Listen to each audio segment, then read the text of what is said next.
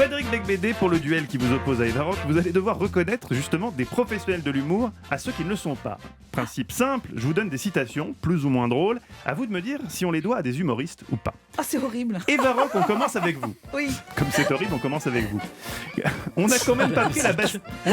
C'est un peu le même principe que les grosses têtes. Oui, c'est ça. Voilà. On les embrasse d'ailleurs. On n'a quand même pas pris la Bastille pour en faire un opéra. Humoriste ou pas humoriste?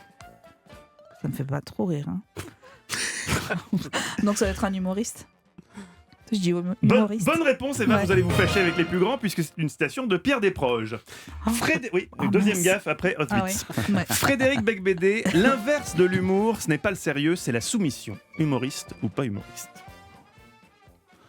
Non, c'est pas très drôle, non. C'est une pensée.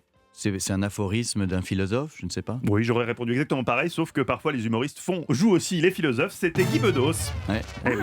Vous dites, page 90 de votre livre, Frédéric Becbédé, le regard ironique sur le pouvoir prend le pas sur la vérité de l'analyse du pouvoir. Il nous fait accepter notre infériorité avec un sentiment de supériorité.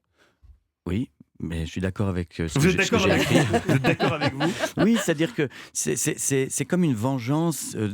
C'est une vengeance. Alors on croit que c'est sain de se venger du pouvoir, mais en réalité, c'est une vengeance d'impuissants.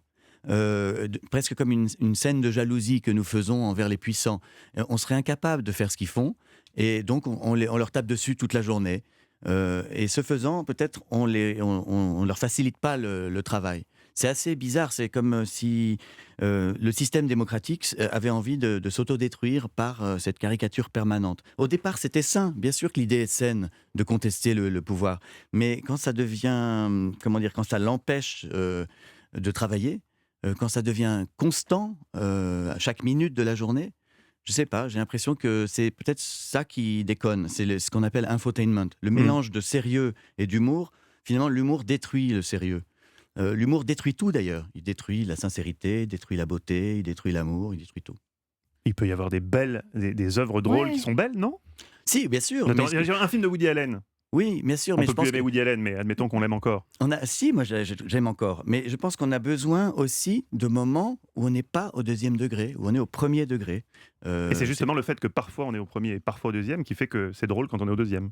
Oui, c'est ça, voilà. Mais Oula. Est-ce que j'ai résumé votre pensée? Oui, mais si si on vit en permanence dans l'ironie, on ne peut plus être sincère. C'est pour ça d'ailleurs que Umberto Eco, dans Le Nom de la Rose, imagine un tome 2 de la poétique d'Aristote sur la comédie, et où les moines catholiques brûlent ce livre. Ils pensent que le rire, c'est le diable.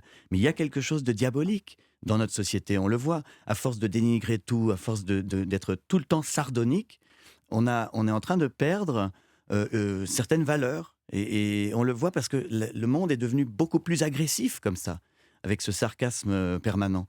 Et on le voit sur les réseaux sociaux, partout. Tout le monde veut être méchant, en fait, plus que drôle.